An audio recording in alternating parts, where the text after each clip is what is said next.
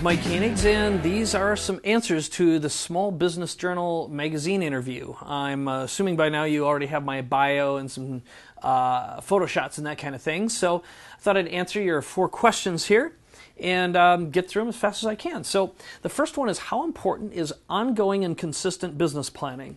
And I'll tell you, it's really interesting because we've just gone through a growth spurt here. We went from about 3 years ago, basically, it was myself and 2 partners working out of, all independent, working out of our own homes. I was working in the 3rd stall of my garage.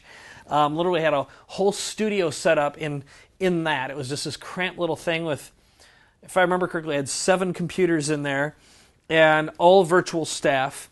And now we're approaching 50 people worldwide, and we've had to grow, and we also have grown to the point where it's impossible for myself and my partner to manage everyone. So we have lieutenants, we have managers who are managing, and we can't just start, stop, and micromanage like we used to and have our fingers involved in everything.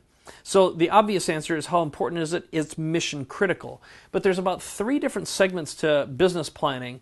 First one is we're moving to a vision and also having some core values. We modeled Zappos core values, and we got this from Tony Hsieh's book, Delivering Happiness. And we actually made a documentary about ourselves going through that process that Zappos Insights is using themselves. But so first of all, start out with your core values, know who you are, what you stand for, and what you're about. And I think of it as like macro programming for everyone in the business. So we're all about delivering results to our customers. That's really our primary core value. And then we go on down from there, and when in doubt, everyone can understand what to do based on those core values. The next level is having quarterly goals. So they're budget and timeline specific deadlines, understanding who's responsible for what, and what the delivery is inside of that. And look, I'm not saying we're great at it, we're getting better at it. And in our businesses, we are doing some things here that I believe no one else is doing in terms of the combination of technology, entertainment, education, product launches, combining software, entertainment, video, all this stuff, and a lot of different types of talent. We've met with publishers and people in the film business, and they're like, God, we wish we could do what you're doing here. So here's the last element, which is having regular weekly meetings, again with lieutenants. So we go over our key performance indicators, what's going on. We look at our numbers. We look at how much income and revenue different segments of our business is generating, and we're able to respond on a more of a tactical level. Again, hopefully we don't have to do major adjustments. You kind of look at the Pareto principle, the 80-20 rule, and say, okay, 80% of the time, the combination of the core values and your quarterly goals guide you and run you, and then your adjustments are that 20%. And we hope to get to being at a point where it's only 5% of that. So I think the net result is, it's nice to know that long term you plan your business as if you're going to be acquired. My friend John Assaraf, who from One Coach, and also he was in The Secret, told me just a couple days ago, we were having lunch, and he said, look, the question to ask yourself is, right now, if you had a VC who gave you $5 million or $50 million or $500 million, whatever size would be, have a major impact on your business, what would they think about the decisions you're making right now? Would they agree with them? Okay, so someone else's money, your decisions, would they be the same? And that is a really, really great question to ask yourself. So I think within the context of how important is ongoing and consistent business planning, it's critical. It has to be as disciplined as working out, having a clean diet, and everything else. And you've got to install mechanisms to control those that planning in such a way that the discipline is not work. Okay, so this gets us down to the next question. I think I kind of answered all these in one, but how often or regularly do we plan? So we actually have an annual plan where we agree on our big picture.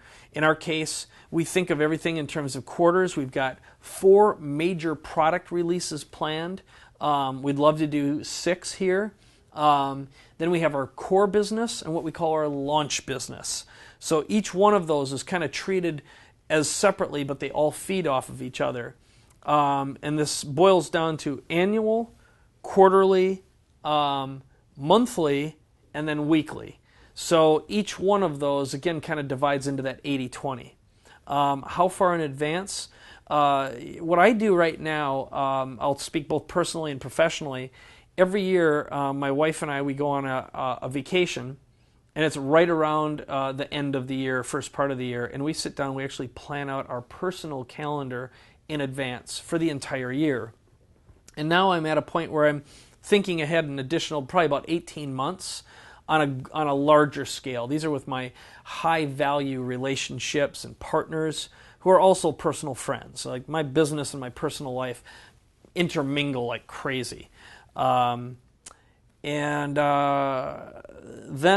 I go in, I actually block out my family vacations. I've got an 8-year-old son, so I plan out based upon spending time with him. Also a vacation with my wife, one with, one without my son for a big annual, and then we take a couple of, basically 3 other vacations. And I'm also blocking out the vast majority of the summer as well, where I'm not required to come into the studio here every single day. And so I'd say I design my life first, and then I design my business around that. And also that pushes me towards some hard deadlines, and also determining what I'm going to need with my partners, my business partners, people who are going to promote and market with us and for us. So again, I'm going to say 18 months, annual, quarterly, monthly, weekly. So the last question, where can readers find out more about you? So I'm going to give you 3 websites. The first one is my personal website, which is my name. It's MikeKoenigs.com. That's MikeKoenigs.com. My primary business, Traffic Geyser, is TrafficGeyser.com.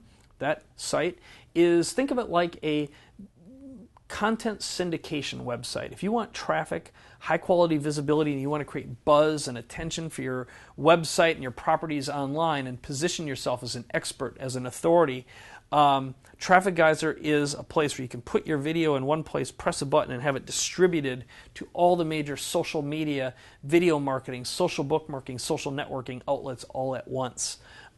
Monster Follow-Up, spelled the way it sounds, is a tool that allows you to capture, connect, communicate, and close your prospects. So where Traffic Geyser gets the word out and generates visibility and traffic, Monster Follow-Up takes over, captures those leads, develops rapport, helps you create trust and with that prospect, and ultimately influence and be able to sell to them. And Monster Follow-Up will deliver content using multiple channels, meaning email, mobile text, voice, and even print, and then deliver teleseminars and webinars to automate your sales process. Very powerful tools. Ultimately, what we do here is we create powerful marketing and sales tools and technologies, and we teach and train people how to use them, and also how to not only use them in their own businesses, but how to create businesses with them too. And lastly, this is just a little bonus in case you want to know more about one of my big passions. I'll give you 2 of them. One is my wife is the founder of JustLikeMyChild.org. She builds schools and hospitals, and right now focused on Uganda and Africa. She just returned, as a matter of fact. And she's successfully built 6 schools there. My businesses are actively involved in fundraising and giving that organization money. She has amazing case studies. The second one is I'm a big advocate and believer in alternative energy and getting off the grid. I drive a Tesla Roadster, and I've been producing a documentary feature that we're giving away at lifewithtesla.com, We've just made the switch over to 100% solar, so not only is my house, but my car is powered by the sun. So you can check that out at lifewithtesla.com.